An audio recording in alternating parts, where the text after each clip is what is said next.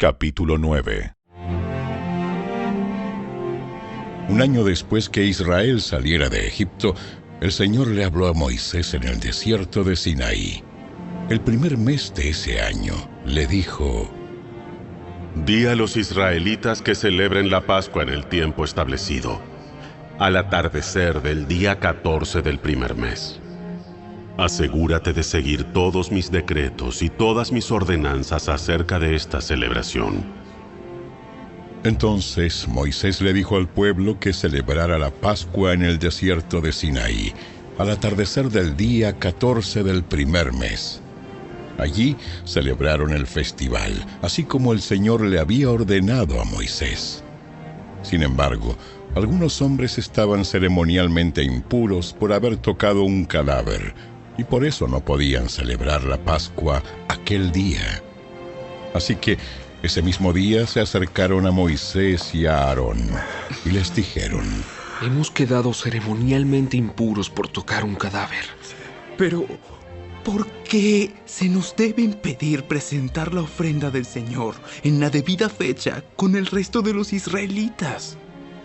Moisés les contestó: Esperen aquí hasta que yo reciba del Señor las instrucciones para ustedes. Esta fue la respuesta del Señor a Moisés: Da las siguientes instrucciones al pueblo de Israel. Si alguien del pueblo, ya sea ahora o en las generaciones futuras, está ceremonialmente impuro en la fecha establecida para la Pascua por tocar un cadáver, o si está de viaje y no puede estar presente en la ceremonia, aún así podrá celebrar la Pascua del Señor. Esta persona ofrecerá el sacrificio de la Pascua un mes después, al atardecer del día 14 del segundo mes. Comerá el cordero de la Pascua con pan sin levadura y hierbas amargas. No dejará nada del cordero para el día siguiente, ni quebrará ninguno de sus huesos, y debe seguir todas las ordenanzas de rigor acerca de la Pascua. Aquellos que no estén ceremonialmente impuros, ni anden de viaje, pero aún así dejen de celebrar la Pascua en la fecha establecida, serán excluidos de la comunidad de Israel. Si no presentan la ofrenda del Señor en la fecha debida, sufrirán las consecuencias de su culpa. Y si el extranjero que vive entre ustedes quiere celebrar la Pascua del Señor, debe seguir estos mismos decretos y ordenanzas. Las mismas leyes se aplican tanto a los israelitas de nacimiento como a los extranjeros que viven entre ustedes. El día que se armó el tabernáculo, la nube lo cubrió. Pero desde la tarde hasta el amanecer, la nube que cubría el tabernáculo tomaba la apariencia de una columna de fuego. De esta manera ocurría siempre. Por la noche, la nube que cubría el tabernáculo tomaba la apariencia de fuego. Cada vez que la nube se elevaba de la carpa sagrada, el pueblo de Israel levantaba el campamento y la seguía. Donde la nube se detenía, el pueblo de Israel armaba el campamento. De esta manera los israelitas viajaban y acampaban por orden del Señor, donde Él les indicaba que fueran. Permanecían en el campamento todo el tiempo que la nube se quedaba encima del tabernáculo. Si la nube se quedaba por largo tiempo sobre el tabernáculo, los israelitas permanecían allí y llevaban a cabo sus deberes ante el Señor. Algunas veces la nube se detenía por pocos días sobre el tabernáculo. Entonces el pueblo se quedaba por pocos días como el Señor ordenaba. Luego, por orden del Señor, levantaban el campamento y se ponían en marcha. Algunas veces la nube se detenía solo por la noche y se elevaba a la mañana siguiente. Pero fuera de día o de noche, cuando la nube se elevaba, el pueblo levantaba el campamento y se ponía en marcha. Si la nube permanecía sobre el tabernáculo por 2 días, 1 mes o 1 año, el pueblo de Israel acampaba y no se ponía en marcha. Pero en cuanto se elevaba, ellos levantaban el campamento y se ponían en marcha. Así que acampaban o viajaban bajo las órdenes del Señor y obedecían todo lo que el Señor les decía por medio de Moisés.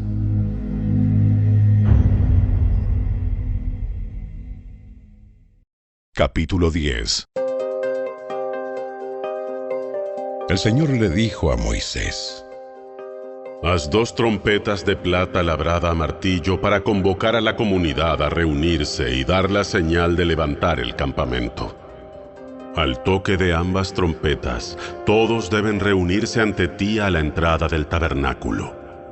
Pero si se toca solo una trompeta, entonces solo los líderes, los jefes de los clanes de Israel, tendrán que presentarse ante ti. Cuando hagas sonar la señal para continuar el viaje, las tribus acampadas en el lado oriental del tabernáculo levantarán el campamento y avanzarán. Cuando hagas sonar la señal por segunda vez, las tribus acampadas en el lado sur las seguirán. Haz sonar toques cortos como señal de ponerse en marcha, pero cuando convoques al pueblo a asamblea, toca las trompetas de manera diferente. Únicamente los sacerdotes, los descendientes de Aarón, podrán tocar las trompetas. Esta es una ley perpetua para ustedes y tendrá que cumplirse de generación en generación. Cuando lleguen a su propia tierra y vayan a la guerra contra sus enemigos que los atacan, darán la alarma con las trompetas. Entonces el Señor su Dios los recordará y los rescatará de sus enemigos. También hagan sonar las trompetas en tiempos de alegría, en sus festivales anuales y al principio de cada mes. Además, toquen las trompetas cuando entreguen las ofrendas quemadas y las ofrendas de paz. Las trompetas le recordarán a su Dios el pacto que hizo con ustedes. Yo soy el Señor su Dios. Durante el 2º año después que Israel saliera de Egipto, el día 20 del 2º mes, la nube se elevó del tabernáculo del pacto. Entonces los israelitas salieron del desierto de Sinaí y viajaron de un lugar a otro hasta que la nube se detuvo en el desierto de Parán. Cuando el pueblo salió por primera vez, siguiendo las instrucciones que el Señor había dado por medio de Moisés, las tropas de Judá iban delante. Estas marchaban detrás de su estandarte y su jefe era Naasón, hijo de Aminadab. Las siguieron las tropas de la tribu de Isaacar, dirigidas por Natanael, hijo de Suar, y también las tropas de la tribu de Zabulón, dirigidas por Eliab, hijo de Helón. Después se desarmó el tabernáculo, y las siguientes en ponerse en marcha fueron las divisiones gersonitas y meraritas de los levitas, llevando consigo el tabernáculo. Las tropas de Rubén fueron las próximas en salir y marchaban tras su estandarte. Su jefe era Elisur, hijo de Sedeur. Las siguieron las tropas de la tribu de Simeón, dirigidas por Selumiel, hijo de Zurisadai, y también las tropas de la tribu de Gad, dirigidas por Eliasaf, hijo de Deuel. Luego salió la división coatita de los levitas, que llevaba consigo los objetos sagrados del tabernáculo. El tabernáculo debía estar ya instalado en su nueva ubicación antes de que ellos llegaran al próximo lugar de campamento. Las tropas de Efraín marcharon a continuación detrás de su estandarte. Su jefe era Elisama, hijo de Amiud. Las siguieron las tropas de la tribu de Manasés, dirigidas por Gamaliel, hijo de Pedasur, y también las tropas de la tribu de Benjamín, dirigidas por Abidán, hijo de Gedeoni. Las últimas en salir fueron las tropas de Dan, que marchaban tras su estandarte, a la retaguardia de todos los campamentos tribales. Su jefe era Aiezer, hijo de Amisadai. Se le unieron las tropas de la tribu de Aser, dirigidas por Pagiel, hijo de Ocrán, y también las tropas de la tribu de Neftalí, dirigidas por Ahira, hijo de Enán. En ese orden marchaban los israelitas, división por división. Un día, Moisés le dijo a su cuñado Hobab, hijo de Reuel, el madianita: Vamos en camino al lugar que el Señor nos prometió, porque Él nos dijo: yo se lo daré a ustedes. Ven con nosotros y te trataremos bien, porque el Señor ha prometido maravillosas bendiciones para Israel. No iré. Debo regresar a mi propia tierra y a mi familia. Por favor, no nos dejes. Tú conoces los lugares del desierto donde debemos acampar. Ven, sé nuestro guía. Si vienes con nosotros, compartiremos contigo todas las bendiciones que el Señor nos dará. Así que después de salir del monte del Señor, marcharon por 3 días, y el arca del pacto del Señor iba delante de ellos para indicarles dónde detenerse y descansar. Cada día, mientras continuaban su viaje, la nube del Señor se mantenía en el aire sobre ellos. Siempre que el arca salía, Moisés gritaba: Levántate, oh Señor, y que se dispersen tus enemigos, que huyan ante ti. Y cuando el arca se ponía en tierra, Moisés decía: Vuelve, oh Señor, a los incontables millares de Israel.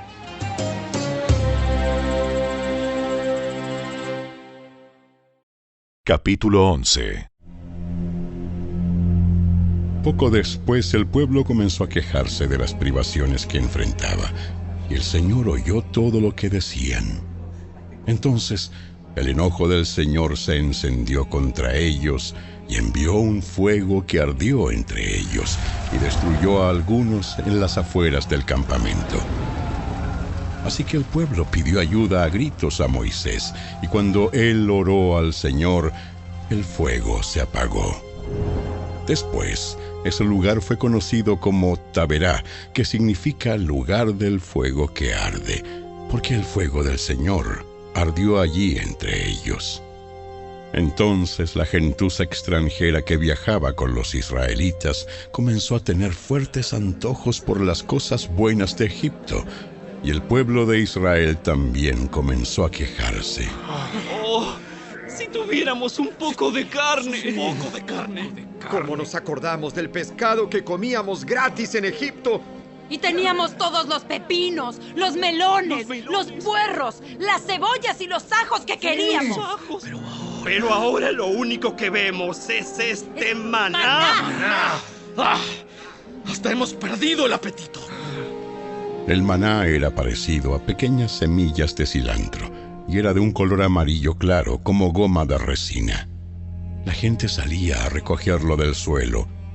Con el maná se hacía harina en los molinos de mano o se machacaba en un mortero. Luego se hervía en una olla para hacer panes planos que sabían a pastelitos horneados con aceite de oliva. Durante la noche, el maná caía sobre el campamento juntamente con el rocío. Entonces Moisés escuchó los lloriqueos de las familias a la entrada de sus carpas, y el Señor se enfureció. Moisés también estaba muy molesto, y le dijo al Señor: ¿Por qué me tratas a mí, tu servidor, con tanta dureza? Ten misericordia de mí. ¿Qué hice para merecer la carga de todo este pueblo?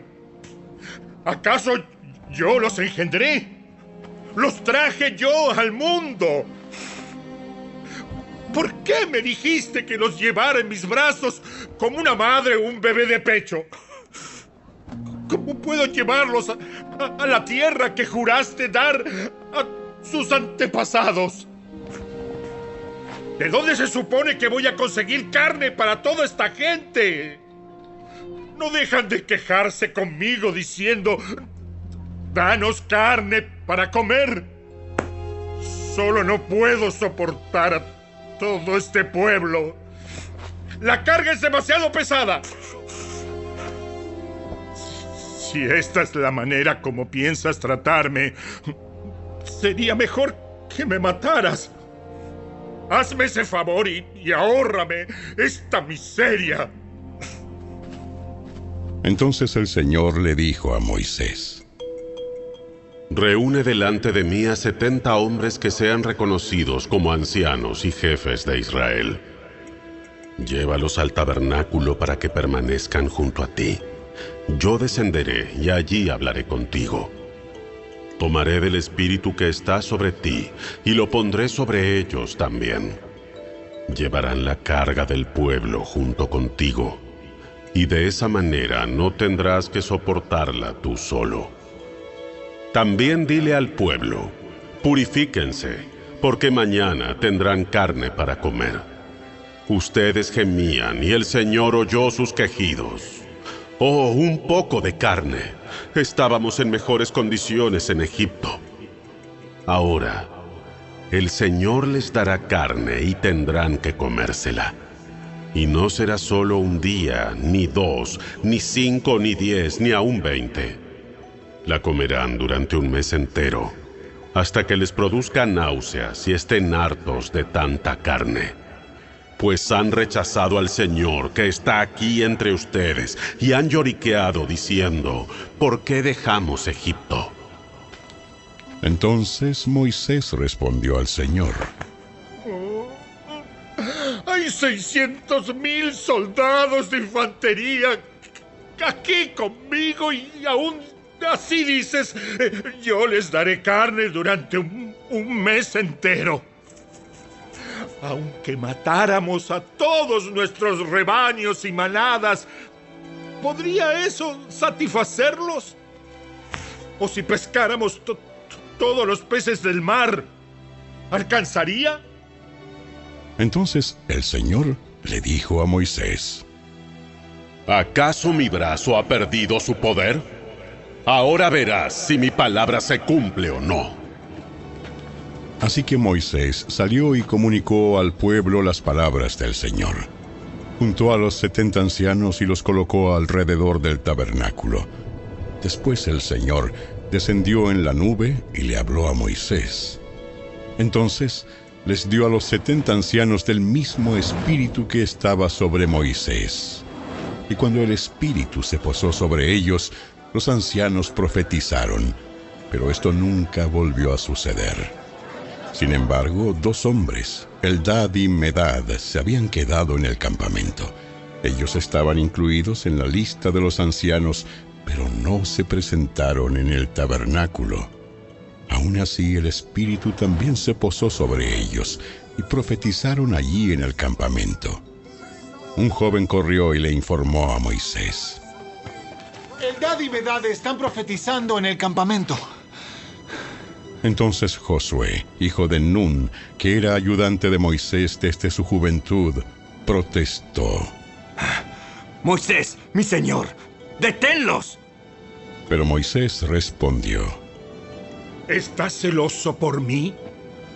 Ya quisiera que todos los del pueblo del Señor fueran profetas y que el Señor pusiera su espíritu sobre todos. Entonces Moisés regresó al campamento con los ancianos de Israel. Ahora bien, el Señor envió un viento que trajo codornices desde el mar y las dejó caer por todo el campamento. Había codornices por kilómetros en todas las direcciones, volando como a 1 metro del suelo. Así que el pueblo salió y atrapó codornices todo ese día, a lo largo de la noche y también todo el día siguiente. Nadie recogió menos de 50 canastas.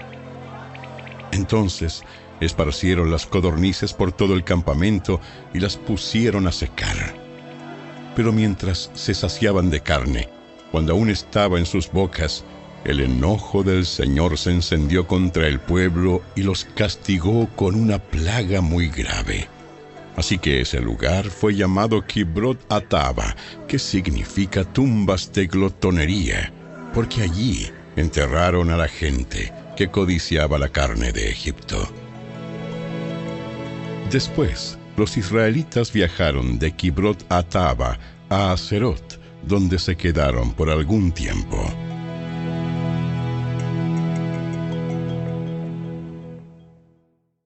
Capítulo 12. Mientras estaban en Aserot, Miriam y Aarón criticaron a Moisés porque se había casado con una cusita. Dijeron: ¿ha hablado el Señor solamente por medio de Moisés? ¿Acaso no ha hablado también a través de nosotros? Y el Señor los oyó. Ahora bien, Moisés era muy humilde, más que cualquier otra persona en la tierra.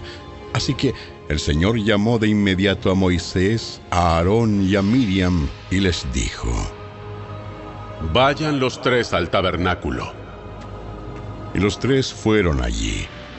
Entonces el Señor descendió en la columna de nube y se detuvo en la entrada del tabernáculo. Aarón y Miriam. Ellos dieron un paso al frente y el Señor les habló. Escuchen lo que voy a decir. Si hubiera profetas entre ustedes, yo, el Señor, me revelaría en visiones. Les hablaría en sueños, pero no con mi siervo Moisés. De toda mi casa, él es en quien confío. Yo le hablo a él cara a cara, con claridad y no en acertijos. Él ve al Señor como él es. Entonces, ¿por qué no tuvieron temor de criticar a mi siervo Moisés? El Señor estaba muy enojado con ellos y se fue. Cuando la nube dejó de estar encima del tabernáculo, allí estaba Miriam, con su piel tan blanca como la nieve, leprosa. Cuando Aarón vio lo que había pasado con ella, clamó a Moisés: ¡oh, mi Señor! ¡Por favor! ¡No nos castigues por este pecado que tan neciamente cometimos! No dejes que ella sea como un bebé que nace muerto y que ya está en descomposición. Entonces Moisés clamó al Señor: ¡oh Dios! Te suplico que la sanes. Pero el Señor le dijo a Moisés: si el padre de Miriam tan solo la escupiera en la cara, ¿no duraría su contaminación 7 días? Por lo tanto, manténla fuera del campamento durante 7 días, y después podrá ser aceptada de nuevo. Así que Miriam permaneció fuera del campamento durante 7 días, y el pueblo esperó hasta que la trajeron para continuar su viaje. Fue entonces cuando salieron de Aserot y acamparon en el desierto de Parán.